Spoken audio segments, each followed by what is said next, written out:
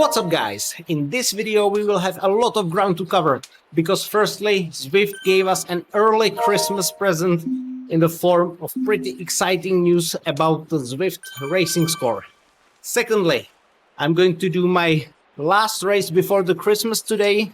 I'm not sure how many opportunities there are going to be during holidays to do more. On December 28th, I'm going to do the PRL full ride with Zwift CEO Eric Min.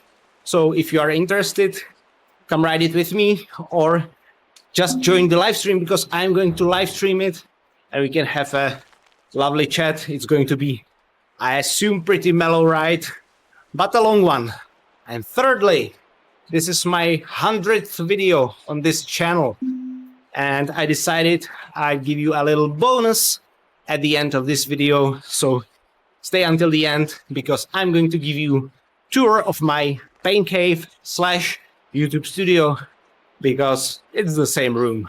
As for the racing score news, we as a community have been asking for more racing score categories and less time slots, so there are more people in each of them. And Zwift announced that they are actually going to do almost that.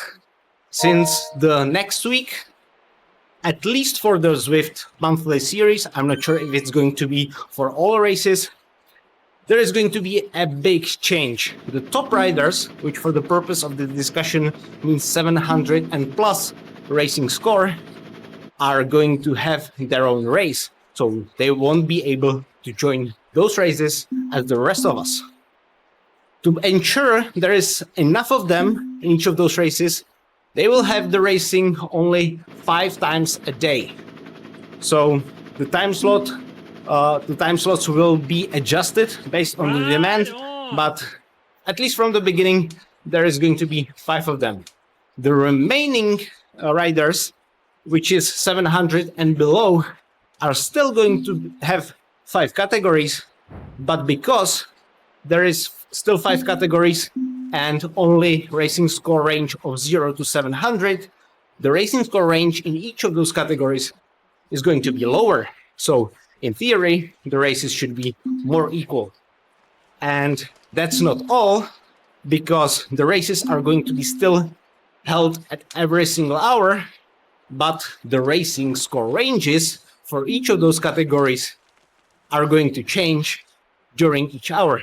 So in 1 hour, the racing group might end up at 350 racing score, and the next hour it might end up at 380. In my opinion, this is fantastic choice, and I think it should bring a lot of equalization to the racing.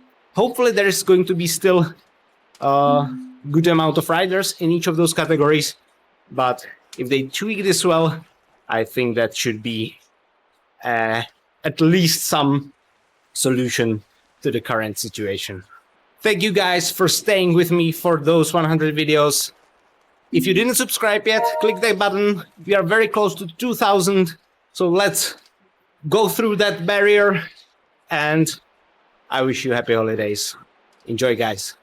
Alrighty. Again, tough course for me. 2 big climbs.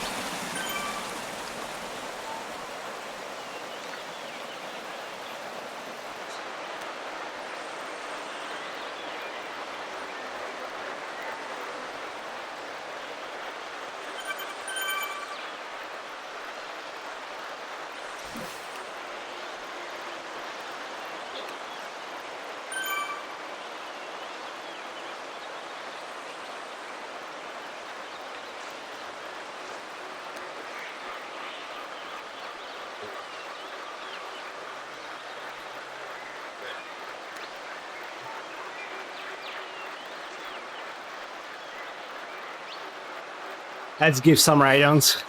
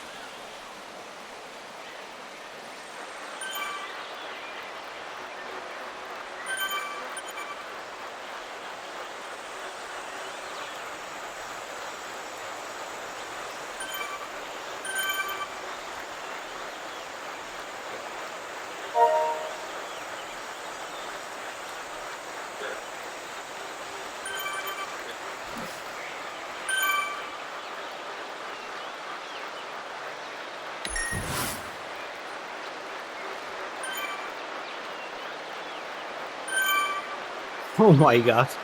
Ghost.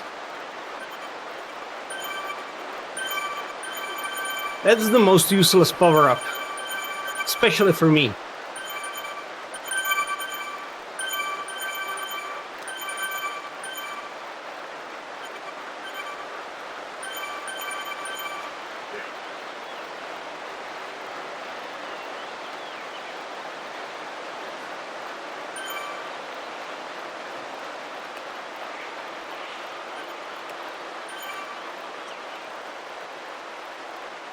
I've been also training a lot lately, so I definitely have some residual fatigue.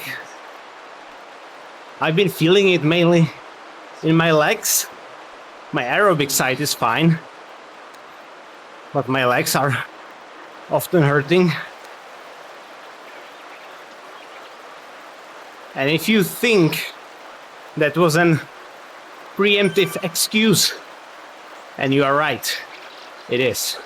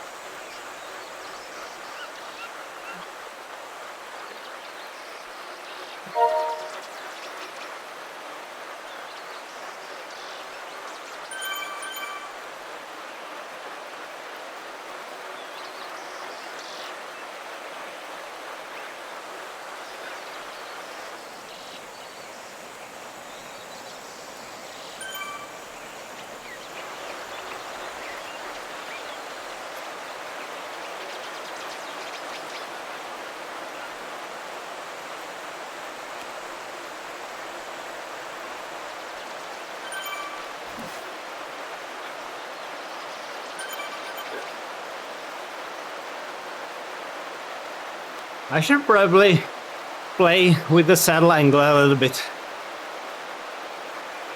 I don't feel like I'm sitting correctly on it.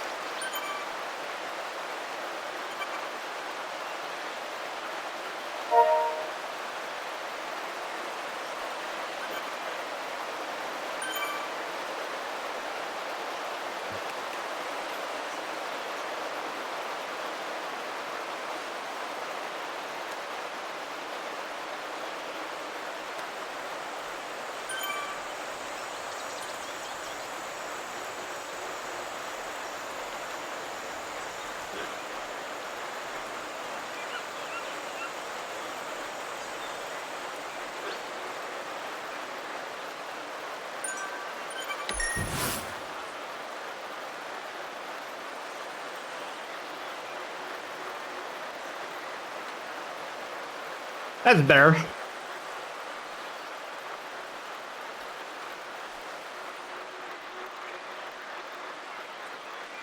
Yeah. These guys are flying.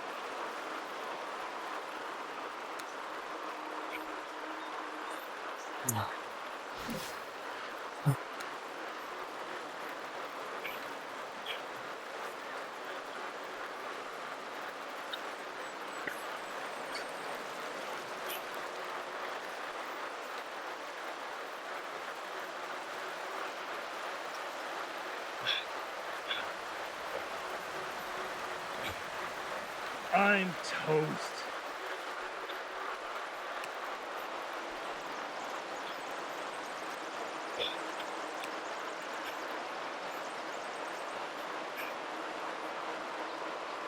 Right on.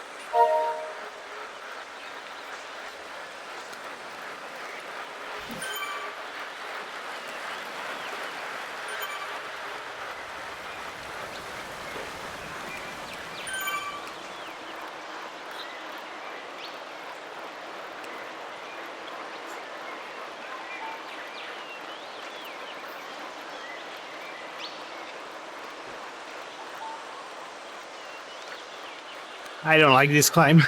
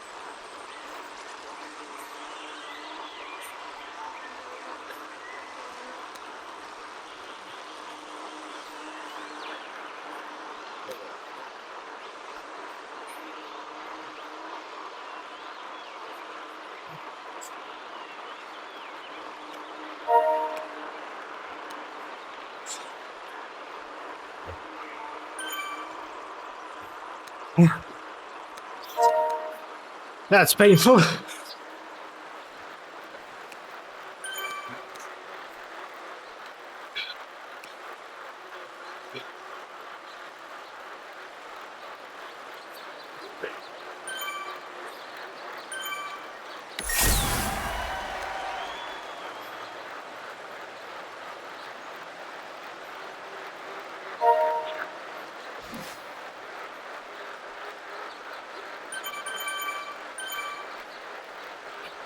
I'm not going to use this.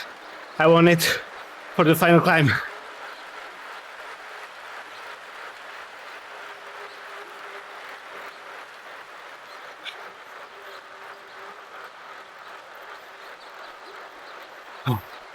Oof. Man, that was brutal.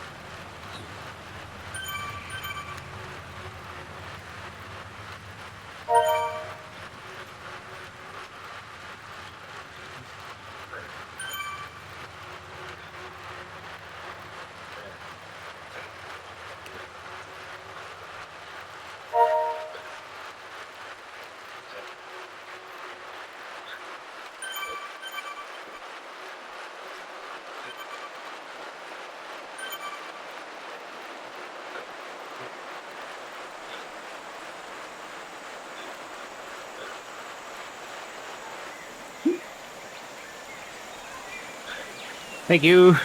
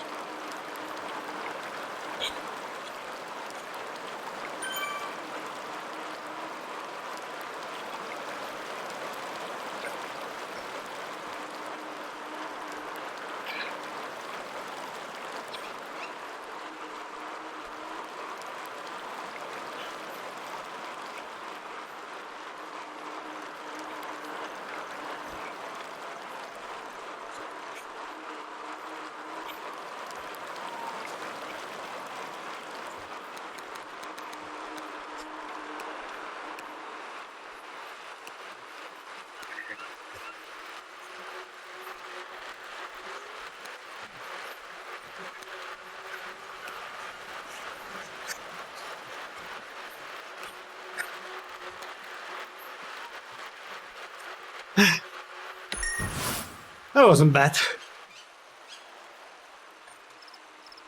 Hey guys, once again, as I promised you, here's a little bonus for you, because this is my 100th video on my channel, and I decided I would give you a little tour of my pain cave slash YouTube studio, aka the place where all the content on this channel, besides the outdoor content, basically happens. So let's go. So let's start here at the wall that you are probably familiar with. This is my road bike with my branded Road to A wheels. I don't use this bike for Zwift. I cycle on it outdoors and I commute on it because I ride to my work only on my bike. And I use it as a backdrop for my talking head videos. Underneath it, I've got this a little table that serves as a stand for my and my wife's helmets, and I've got some accessories that are necessary for the cycling. By the way, it's very messy in here. I want to give you authentic experience, so I didn't do a lot of tidying up. So I've got my lubricant for my chain, then I've got some tools. I'm not mechanic by any means, but I need to do sometimes a little indexing of the gears or something like that. So I've got the tools for that here. Here are my cycling shoes as spare wheel. Here a little bit of a post-race nutrition, so to speak. Moving to the right, here are my windows and the balcony. I obviously have blinds on right now because I don't want to dox my location, and I know there are many geo-wizards on the internet. Take a look at this. This is a sign that I brought from Alpe d'Huez. I'm trying to figure out still where to put it actually. Here are my wheels that I used previously on my road bike before I had my Road to A wheels. I have those up for sale currently. Here's my little toolbox. Now, this is a place where it's very messy, because this is a table where firstly I do my talking head content, so you can see the microphone on the left and the light, but also it is a table that my wife uses for her creative endeavors. So she builds jigsaw puzzles and cross-stitching and all sorts of stuff like that. So it's very messy. It's a combination of both our hobbies, basically. The good news is this is pretty much an unused room, so we can make it as messy as we need here. This is my cycling bag that I use for commuting. It's from Aragon. It's really good. And here is the most exciting part. Firstly, the thing in the front might not be recognizable. It's elliptical that my wife occasionally uses, and I use it way more as a stand for my cycling clothes and towels and stuff like that. Here are some things that I needed to store. Here is our little book stand. This is my gaming PC. I bought this PC specifically for Zwift, so I don't do anything else on it. I needed a powerful PC to start basically recording in 4K and streaming. You need a powerful machine for that, so I have that here. Yeah, I've got some extra stuff that I use when I need to mount my cameras in specific angles. I also put my DJI Action 5 here to give you the back, the view from the back when I'm racing. Here is a selfie stick if I needed that. Here is one of my first two lights. It's actually really bright. It might not look like so on the racing footage, but you know, it really keeps me awake during the races. So this basically is filling light that lightens the wall behind me, so there are not excessive shadows. Here on the back of my bike, this is a fan that I use from the back. I use two fans, one from the front and one from the back, and I still don't feel like I have enough cooling, but I sweat a lot. Now this is my bike. I'll try to make it so it's visible in full. It's Quayron Wander, and it's my gravel bike that I now use only for Zwifting. I have it mounted on Zwift Hub 1 trainer, and I have the whole system on a rocker plate. So this is my Lise Boomboard Pro rocker plate. You can see that it swivels. It's not particularly great rocker plate, but it's way better than not having any. On the handlebars, I've got my Garmin Edge 1050 that I use only when I'm racing or outdoors. For racing, I use it because I've got the Xert values or indicators that help me pace myself. This is a remote control for my second fan that I will show you in a second. And I've got my Zwift Play on handlebars. And this is what I'm looking at. So basically I've got a cycling desk here. I've got my microphone here that I really needed to figure out the position well, because the sound was horrible when I started doing these videos. I've got my keyboard here, my phone holder, so I can watch, you know, YouTube or movies when I'm not racing. When I'm racing, I'm not watching anything, but when I do workouts or long rides, I need to have some sort of entertainment.